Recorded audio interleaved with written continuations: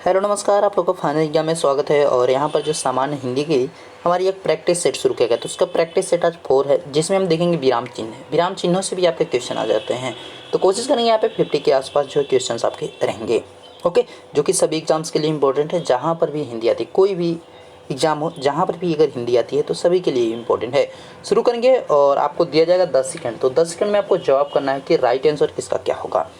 पहला क्वेश्चन आपकी स्क्रीन पर है और आप जवाब करेंगे फटाफट कि राइट आंसर पहले का क्या है।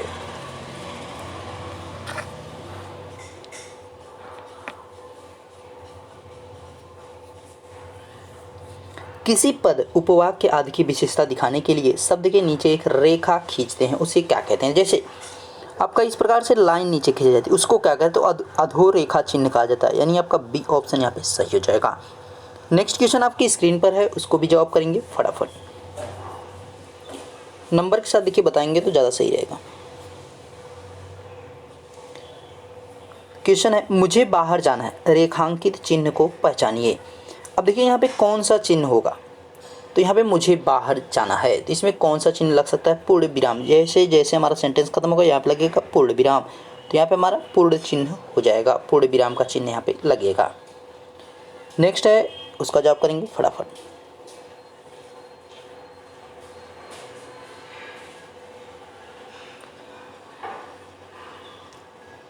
प्रश्न चिन्ह कौन सा है, तो सभी पहचान रहे हैं प्रश्न चिन्ह कौन सा है, इसमें तो किसी को कोई दिक्कत नहीं होगी प्रश्न चिन्ह पहचानने में। आगे बताइए नेक्स्ट का क्या है राइट आंसर।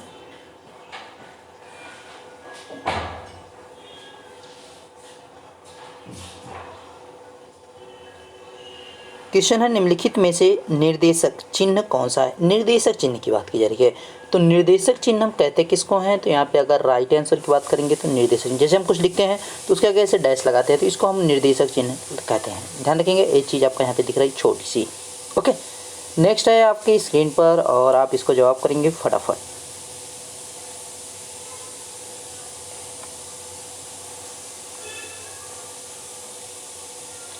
तो यहाँ पे यक्स यक्स वो आपका डॉट डॉट समझ सकते हैं। रेखांकित चिन्ह कौन सा है, तो यहाँ पे कुछ आपका मिसिंग जैसे रहता है।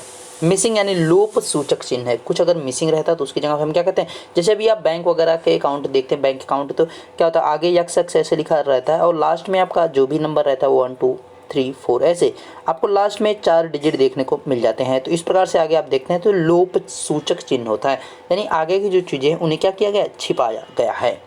ओके, जैसे फ़ोन नंबर आप देखते होंगे तो फ़ोन नंबर में ही आपका आगे का 8 लेटर जो है उनको छिपा, 8 डिजिट जो होते हैं उनको छिपा दिया जाता है, बाकी लास्ट का आपका 2 दिखाया जाता है। तभी तो आपको पता है भाई आपके आधार में ए वाला नंबर लगा है जिसके लास्ट में ए अंक दे रखा है ना। तो यहाँ पे लोप सूचक हो जाएगा।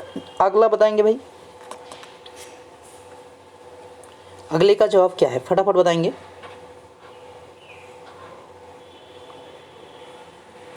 संज्ञा की द्विरुक्ति हो तो उनके बीच कौन सा चिन्ह, तो उनके बीच योजक चिन्ह लगाएंगे। क्या कौन सा चिन्ह, योजक चिन्ह लगाया जाएगा। नेक्स्ट का जवाब करेंगे फटाफट।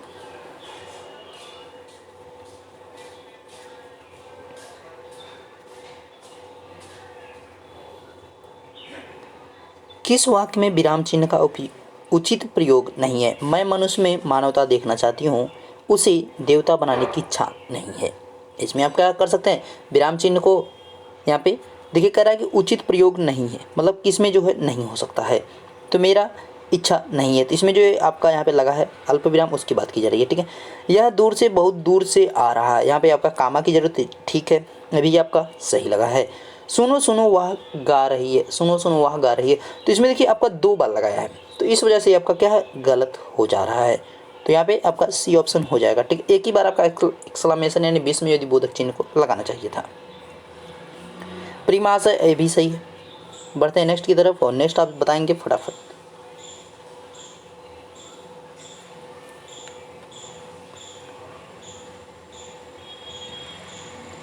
निम्न में से कौन विराम चिन्ह का प्रकार नहीं है, यानी इसमें से जो चिन्ह होते हैं उनके प्रकार में नहीं आता। तो निर्देशक भी हमारा आता है, लाघव भी आता है, लेकिन उपदेशक हमारा नहीं आता है।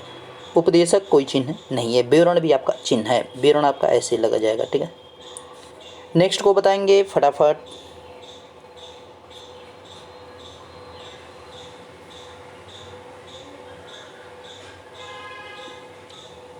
क्वेश्चन है जहाँ वाक्य की अंतिम रूप से ले ले, जहाँ वाक्य की गति मतलब जो उसकी स्पीड है रूप ले ले, विचार के तार टूट जाए, वहाँ किस चिन्ह का प्रयोग करेंगे।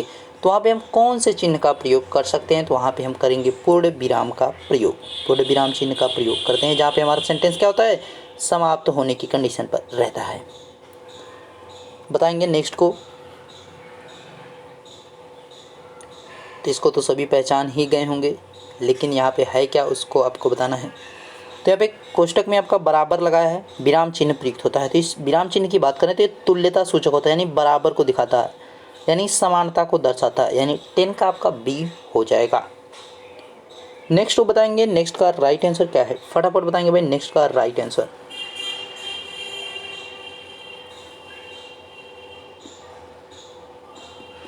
विराम का अर्थ है, विराम यानी रुकना या ठहराव कह सकते हैं। तो ये इसका क्या हो जाएगा अर्थ, यहाँ पे विराम या ठहराव, विराम का अर्थ क्या है, ठहराव या रुकना, यानी बी ऑप्शन यहाँ पर भी सही है। जवाब करेंगे इस क्वेश्चन का कि इसका राइट आंसर क्या है।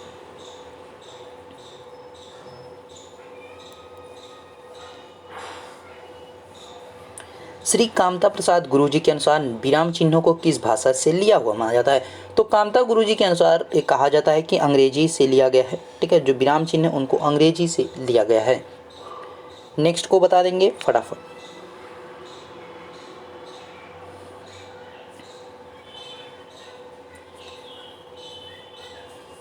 श्री कामता प्रसाद जी के अनुसार विराम चिन्हों की संख्या कितनी है। तो विराम चिन्हों की जो संख्या बताई है कामता प्रसाद जी के अनुसार तो कितनी बताई गई, 20 बताई गई, 20 बताई गई है। नेक्स्ट का जवाब कर देंगे फटाक से।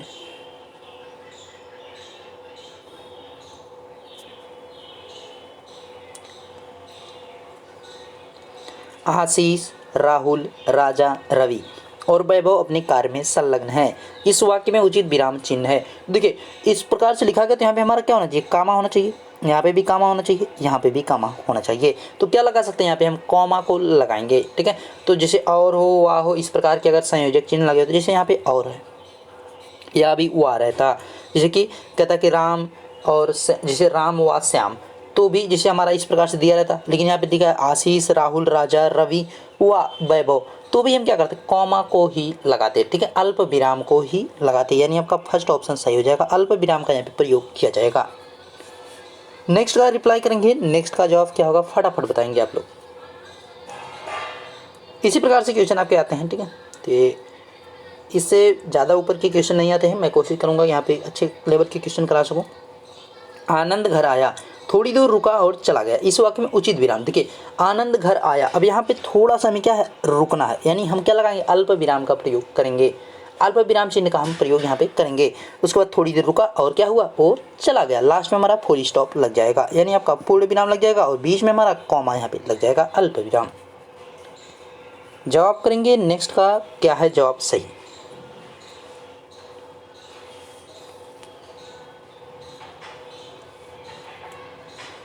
मैं कृष्ण के घर पहुंचा परंतु वहाँ नहीं मिला, वहाँ नहीं मिला, ठीक है, जहाँ पे रहना चाहिए वहाँ नहीं मिला, परंतु वहाँ नहीं मिला, वह क्या हुआ कि वह नहीं मिला, वह नहीं मिला, ये सही रहेगा, शुद्ध यहाँ पे लग रहा है, वह नहीं मिला, ठीक है। मैं कृष्ण के घर पहुंचा परंतु वह नहीं मिला, इसमें कौन सा चिन्ह का हम यूज करेंगे, कौन से चिन्ह के यूज करेंगे, तो यहाँ पे भी आपका अल्प विराम चिन्ह का ही यूज किया जाएगा, ठीक है, अल्प विराम चिन्ह का ही प्रयोग हम यहाँ पे करेंगे। जैसे कि किंतु हो, परंतु हो, पर हो, लेकिन हो, भी हो, सभी अगर आ जाते हैं तो सेंटेंस में हमारा क्या होता है, जहाँ पे परंतु है जैसे ही इसकी जगह पे हम अल्प विराम का यूज करेंगे तो परंतु हमारा क्या हो जाएगा, लोप हो जाएगा, समाप्त हो जाएगा, उसकी जगह पे हम क्या लगा देंगे, अल्प विराम का प्रयोग करेंगे, यानी सी ऑप्शन यहाँ पे यूज करेंगे। ओके, ध्यान रखिएगा। तो नेक्स्ट का बात करेंगे, फटाफट बताएंगे नेक्स्ट को।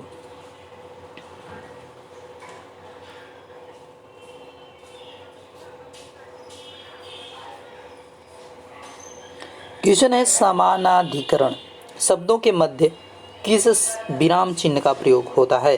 तो यहाँ पे ऐसी कंडीशंस में हम क्या कर सकते हैं, यहाँ पे भी हम जैसे कि अभी नरेंद्र मोदी की बात करेंगे, नरेंद्र मोदी गणतंत्र दिवस के शुभ अवसर पर क्या होगा, जैसे हम लिखते हैं इसको तो यहाँ पे प्रधानमंत्री उनके आगे लिखते हैं प्रधानमंत्री श्री, तो प्रधानमंत्री जो यहाँ पे होता है उसको हम क्या कर सकते हैं, उनके आगे हम अल्प विराम को लगाएंगे, उसके बाद तब लिखेंगे श्री नरेंद्र मोदी। ठीक है, तो ये समानाधिकरण की बात की जा रही है, जहाँ पे सम्मान की बात की जा रही है, तो यहाँ पे कौन सा ऑप्शन हो जाएगा, बी ऑप्शन को हम चूज करेंगे। ठीक है, जैसे हम लिखते हैं प्रधानमंत्री तो कॉमा लगा देते, उसके बाद तब लिखते हैं श्री नरेंद्र मोदी गणतंत्र दिवस के शुभ अवसर पर आ रहे हैं या देश को बधाई दे रहे हैं, तो ऐसी बात है। अगले का जवाब करेंगे, अगला क्या हो जाएगा, राइट आंसर बताएंगे उसको भी।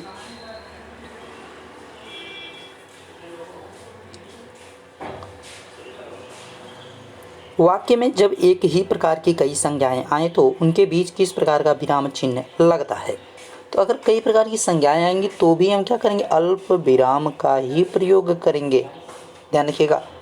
अगले का जवाब करेंगे, अगला क्या है उसका राइट उत्तर,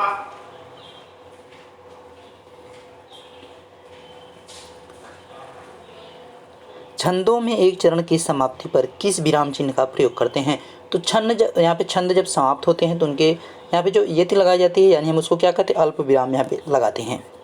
ठीक है, ध्यान रखेंगे, चरण की समाप्ति में हम यति लगाते हैं, अल्प विराम लगाते हैं। जवाब करेंगे इस क्वेश्चन का कि राइट आंसर 20 का क्या है,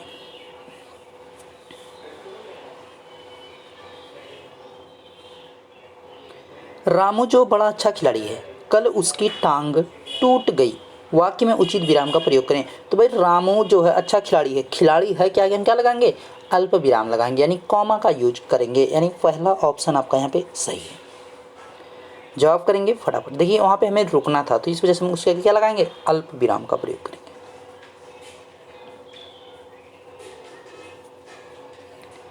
जाना है तो जल्दी जाओ, वाक्य में उचित विराम का प्रयोग करें, तो जाना है तो जल्दी जाओ, अब इसमें कौन से चिन्ह का यूज किया गया, देखिए जाना है तो इसके आगे हम क्या करेंगे, यहाँ पे कॉमा लगा देंगे, उसके आगे तब लिखेंगे हम तो जल्दी जाओ, अल्प विराम का यूज यहाँ पर भी हम करेंगे, यानी ए ऑप्शन यहाँ पर भी आपका सही है। अगले को बताएंगे, अगला का राइट आंसर क्या है, सही जवाब करें तो भाई इसको नंबर के साथ करना है, ठीक है, कि कौन से नंबर का आप उत्तर कर रहे हैं। मिश्रित तथा संयुक्त वाक्य में विरोध का भाव प्रकट करने के लिए किस विराम चिन्ह का प्रयोग किया जाता है, मिश्रित तथा संयुक्त की बात की जा रही है, तो मिश्रित और संयुक्त की अगर ऐसी कंडीशन आप किया जाएगी तो वहाँ पे हम क्या करेंगे, अर्ध विराम का प्रयोग करते हैं, ध्यान रखेंगे, अर्ध विराम का प्रयोग करते हैं। ठीक है, तो इन चीज़ों को आपको ध्यान रखना है। नेक्स्ट को बता देंगे, इसका जवाब क्या होगा,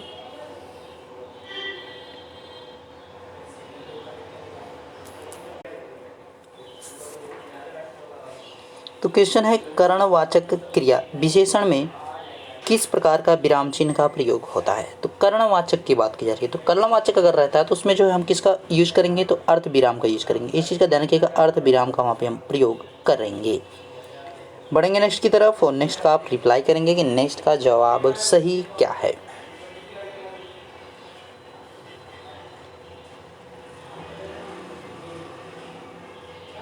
किस वाक्य में पूर्ण विराम चिन्ह का प्रयोग नहीं किया गया है, तो यहाँ पे जो भी आपको बोला गया उसके वाक्य के अंत में, वाक्य हमारा जब कंप्लीट है तो वहाँ पूर्ण विराम का प्रयोग किया, ये तो एकदम सही है।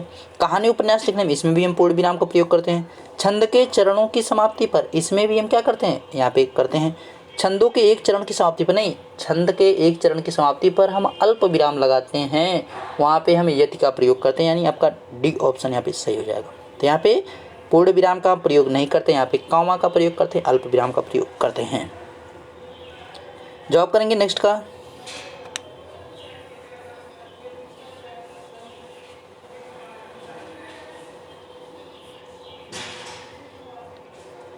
तुम कब आओगे, इस वाक्य में उचित विराम चिन्ह का प्रयोग करेंगे। तो तुम कब आओगे भाई क्वेश्चन वाला है, यानी कुछ पूछा जा रहा है, तो प्रश्नवाचक चिन्ह है, लास्ट में जो हमारा प्रश्नवाचक चिन्ह लगेगा। नेक्स्ट को रिप्लाई करेंगे फटाफट, नेक्स्ट का जवाब क्या है।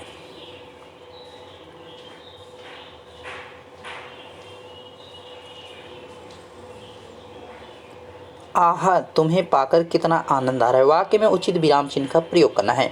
आहा, अब मतलब यहाँ पे जो है आश्चर्य हो रहा है, तो इसके आगे हम क्या लगाएंगे, यहाँ पे एक्सक्लेमेशन लगाएंगे, यानी बीच में यदि बोधक चिन्ह का प्रयोग करेंगे। आहा के आगे जो है हम इस प्रकार से चिन्ह लगा देंगे, तो यानी क्या होगा, उसके आगे हमारा जो है वहाँ पे थोड़ा सा रुकना है, क्योंकि हमें जो है एक यहाँ पे खुशी, एक आश्चर्य, इस प्रकार की चीज़ें हो रही, तो ठीक है, तो यहाँ पे हम बीच में यदि बोधक चिन्ह का प्रयोग करेंगे। नेक्स्ट को रिप्लाई करेंगे, कि नेक्स्ट का जवाब क्या है।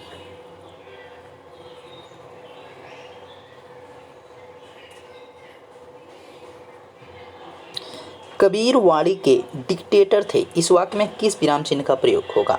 देखिए कबीर जो वाणी के डिक्टेटर थे तो ये क्या इसमें उदाहरण चिन्ह का प्रयोग किया जाएगा, उदाहरण चिन्ह का प्रयोग हम करेंगे। ठीक है, ध्यान रखिएगा उदाहरण चिन्ह का इसमें क्या किया जाएगा, प्रयोग किया जाएगा। तो उदाहरण चिन्ह भी आपको पता होना चाहिए, उदाहरण चिन्ह होता कैसे है, यानी उदाहरण चिन्ह हमारा कैसे है, बनता कैसे है। अगर आपको यही नहीं पता रहेगा कि भाई उदाहरण चिन्ह बनता कैसे है तो आप इस चीज़ को कैसे जान पाएंगे। तो उदाहरण चिन्ह को फटाफट कमेंट करके बताएं भाई उदाहरण चिन्ह है क्या। तो फास्ट रिप्लाई करेंगे। देखिए अब यहाँ पे जो ए आपका दोनों लगा हुआ है, ए यही आपका क्या उदाहरण चिन्ह, जैसे आपका ऐसे लिखा है और ऐसे लिखा है। ठीक है, ऐसे जो बनाया गया है ये दोनों ऊपर जो लिखा है इसको क्या कहते हैं, उदाहरण चिन्ह हम कहते हैं। ठीक है, ध्यान रखिएगा अवतरण चिन्ह भी इसी को कहेंगे। तो दोनों चीज़ें ध्यान रखिए, उदाहरण चिन्ह और अवतरण चिन्ह दोनों क्या होते हैं, सेम होते हैं। बढ़ेंगे नेक्स्ट की तरफ और नेक्स्ट आप रिप्लाई करेंगे फटाफट कि नेक्स्ट का जवाब क्या है।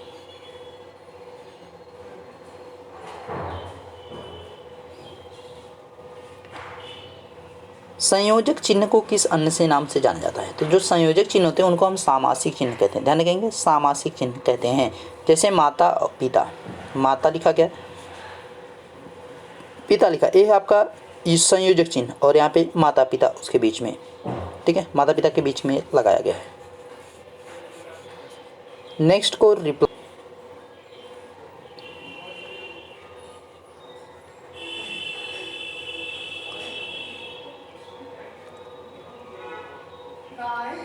भूल सुधारने अथवा शब्द में किसी त्रुटि को सही दिखाने के लिए किस कोष्ठक का प्रयोग किया जाता है।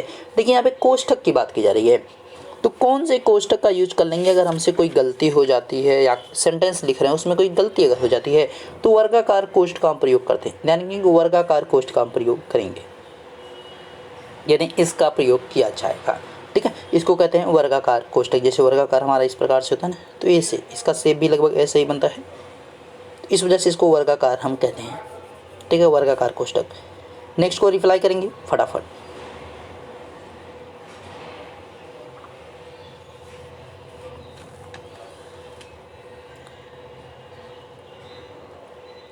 कह रहा है कि विवरण चिन्ह को पहचाने। तो भाई विवरण चिन्ह ये आपका दिख रहा है विवरण चिन्ह, यानी आपका बी वाला जो यहाँ पे क्या हो जाएगा, विवरण चिन्ह हो जाएगा।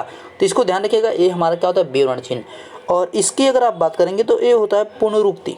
ये क्या होता है, पुनरुक्ति सूचक चिन्ह होता है, इसको कहते हैं पुनरुक्ति सूचक चिन्ह कहते हैं। और इसकी अगर आप बात कर रहे हैं इसको, तो इसको कहते हैं लाघव, इसको कहते हैं लाघव चिन्ह। और इसको, इस चीज़ की अगर आप बात करेंगे तो इसको लोप चिन्ह कहेंगे। चाहे इस प्रकार से दिया हो या ऐसे ऐसे दिया हो या प्लस प्लस बना के दिया हो, जैसे ऐसे ऐसे प्लस प्लस बना के दिया हो, तो भी इसको हम क्या कहेंगे, लोप चिन्ह कहेंगे। तो ध्यान रखेंगे इनका। नेक्स्ट को रिप्लाई करेंगे, नेक्स्ट का जवाब क्या होगा फटाफट। दोनों चीज़ें तो मैंने जस्ट अभी ऊपर बता दी है, तो इसको तो आप आराम से कर सकते हैं। पुनरुक्ति व लाघव, पुनरुक्ति वाला ये था, लाघव ये है। तो आपका क्या होगा, पहला ऑप्शन ही दिख रहा है यहाँ पे, जो पुनरुक्ति और लाघव को इंडिकेट कर रहा है, यानी उनके बारे में बता रहा है। और ए वाला जो आपका है वो देख सकते हैं, इसमें क्या क्या था, एक आपका लोभ चिन्ह था और एक आपका क्या था, निर्देशक या संयोजक चिन्ह, जिस यहाँ पे जो है बीच में यहाँ पे संयोजक चिन्ह। ठीक है, संयोजक चिन्ह एक था। तो इनको भी आप आराम से पहचान सकते हैं। इसकी बात करेंगे तो ये इस प्रकार से ना ऐसे यश की तरह ही बना रहता है, तो इसको क्या कहते हैं, दीर्घ उच्चारण चिन्ह कहते हैं। यश के जैसा ही बना रहेगा तो इसको कहेंगे दीर्घ उच्चारण चिन्ह हम कहेंगे। तो इन चीज़ों को, छोटी छोटी चीज़ों को याद रखेंगे। इसको क्या कहते हैं, इसको कहते हैं पाद बिंदु। ध्यान रखेंगे, इसको हम कहेंगे पाद बिंदु। ठीक है, इसको कहेंगे पाद बिंदु, इस वाले चिन्ह को जो भाग के जैसा बना होता है। बढ़ते हैं नेक्स्ट की तरफ और नेक्स्ट को आप जवाब कर देंगे फटाफट। नेक्स्ट का जवाब क्या है सही।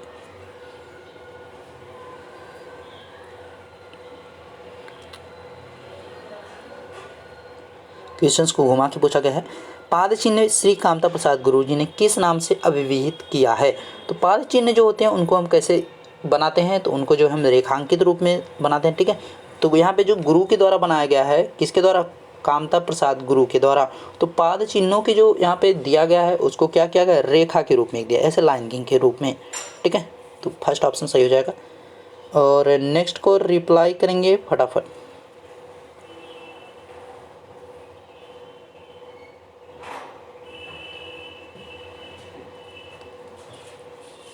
हंस पद किस विराम का एक और नाम है? तो हंस पद जो है किसका होता है? त्रुटि विराम का। जैसे हम कुछ लिखते हैं तो जैसे सेंटेंस हमने बनाया तो यहाँ पे अगर मान लीजिए और छूट जाता तो हम क्या करते हैं, ऐसे यहाँ पे लगा के और को हम क्या करते ऊपर लिख देते, तो इसको क्या कहते हैं? त्रुटि विराम चिन्ह कहा जाता है। तो इसको ध्यान रखेंगे, ठीक है। नेक्स्ट को रिप्लाई करेंगे 34 को।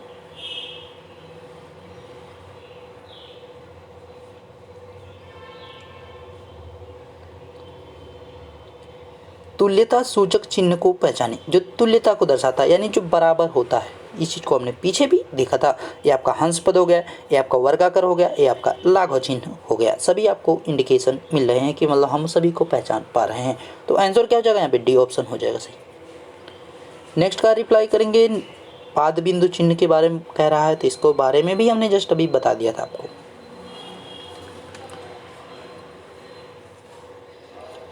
पाद बिंदु चिन्ह को पहचाने, तो पाद बिंदु चिन्ह आपको जस्ट सामने ही दिख रहा है, जो सबसे लास्ट में आपका दिख रहा है, ठीक है। तो पाद बिंदु चिन्ह की बात कर रहे हैं, तो पाद बिंदु चिन्ह यहाँ पे कौन सा आपका दिख रहा है? ए वाला दिख रहा है, ठीक है। पाद बिंदु चिन्ह ए आपका दिख रहा है। तो इस चीज़ को ध्यान रखिए, केवल देखिए अगर केवल पाद चिन्ह कहेगा, केवल पाद चिन्ह अगर कहेगा तो यहाँ पे ऐसे बनेगा। तो इस चीज़ को ध्यान रखिए, केवल पाद चिन्ह कहेगा तो ऐसे बनेगा, और पाद बिंदु कहेगा तो ऊपर दोनों बिंदु हो जाएगा। इनको तो आपने देख ही लिया है कि हंस पद हो गया। इसकी बात करेंगे, ये आपका जो स्टार के जैसा है, इसमें ही आपका कैसे दे सकता है?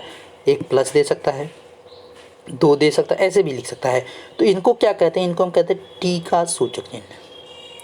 क्या कहते हैं? टीका सूचक चिन्ह, ठीक है, ध्यान रखिएगा।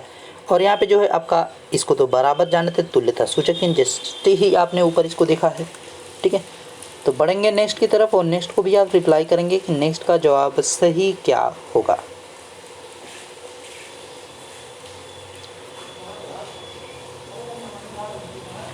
समाप्ति सूचक चिन्ह की पहचान करें। देखो भाई, समाप्ति की बात कर रहा है, तो समाप्ति सूचक के अनुसार आपके कौन से ऑप्शन यहाँ पे दिख रहे हैं? तो समाप्ति के अनुसार आपका ए वाला इंडिकेशन करते हैं, ठीक है। तो ये दोनों हमारे क्या होते हैं? समाप्ति की इंडिकेशन करते हैं। तो नेक्स्ट का जवाब करेंगे भाई फटाफट।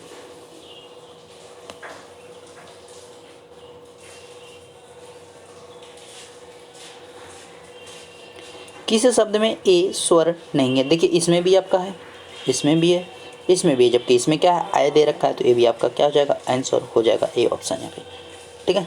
ए वाला जो है यहाँ पे आपका राइट आंसर हो जाएगा। नेक्स्ट की तरफ बढ़ते हैं। नेक्स्ट को आप रिप्लाई करेंगे फटाफट कि नेक्स्ट का जो सही वाला जवाब है वो क्या है।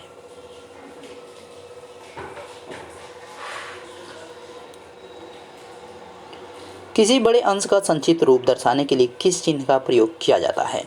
तो किसी बड़े या मतलब अंश की बात करें, कोई बड़ा भाग होगा उसकी बात कर रहे हैं, तो लाघव चिन्ह या संक्षेप सूचक चिन्ह की बात कर रहे हैं, ठीक है। लाघव चिन्ह का जो है संक्षेप सूचक चिन्ह की हम बात करते हैं, तो यानी चीज़ों को हम संक्षेप में, बहुत कम में उसको दर्शाना चाह रहे हैं, तो वहाँ पे संक्षेप चिन्ह का प्रयोग कर लेते हैं। तो इन चीज़ों को आपको ध्यान रखना है, ठीक है।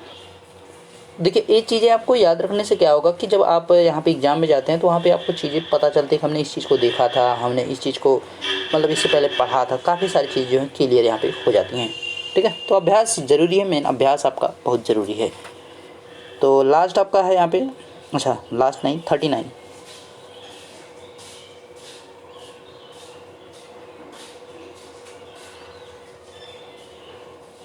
सही विराम चिन्हों वाला वाक्य कौन है? तो सही विराम चिन्हों वाला जो वाक्य आपको देखने को मिल रहा है वो कौन सा होगा? देखिए, छी तुमने तो नाम ही डुबो दिया, यहाँ पे देखिए कामा लगा दिया, ये आपका गलत है। छी, यहाँ पे देखिए छी के आगे एक्सक्लेमेशन होना चाहिए, यहाँ तक सही है, ठीक है। छी के आगे एक्सक्लेमेशन यहाँ पे देखिए गलत लगा, ये भी गलत है।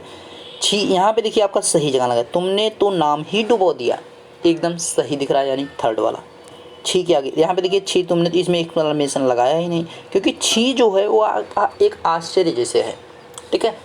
तो यहाँ पे ऐसे शब्द जो आते हैं जैसे कि ओ हो गया, हाय हो गया, तो ये सब के आगे हम क्या लगाते हैं? एक्सक्लेमेशन, यानी विस्मयदी बोधक चिन्ह को लगाते हैं। तो यहाँ पे लगा हुआ है, तो हमारा सी वाला सही है। जवाब करेंगे यहाँ पे आपके 2 क्वेश्चन और हैं, ठीक है। यानी विराम से हमने कितने 41 क्वेश्चन देखे, यानी 41 क्वेश्चन को हमने देखे हैं, तो 41 आपके लिए काफ़ी है। जहाँ योजक चिन्ह का प्रयोग नहीं करते हैं, पहचानिए। 2 संयुक्त क्रियाएं एक साथ प्रयुक्त होने पर वहाँ पे हम क्या करते हैं? योजक चिन्ह का प्रयोग करते हैं, एकदम सही है। रीतिवाचक और परिमाणवाचक या विशेषण में प्रयुक्त 2 अवयवों में यहाँ भी करते हैं। जब क्रिया की मूल धातु के साथ प्रणार्थक क्रियाएं आए तो यहाँ पर भी हम करते हैं। कर्मधारय समास से बने शब्दों में योजक चिन्ह का नहीं भाई, योजक चिन्ह का हम यहाँ पे नहीं करते हैं प्रयोग। यहाँ पे हम करेंगे पूर्ण विराम का, तो यहाँ पे आपका क्या हो जाएगा, डी ऑप्शन सही हो जाएगा। ठीक है, अगला क्वेश्चन है और इसका जवाब करेंगे फटाफट, किसका जवाब क्या होगा सही वाला।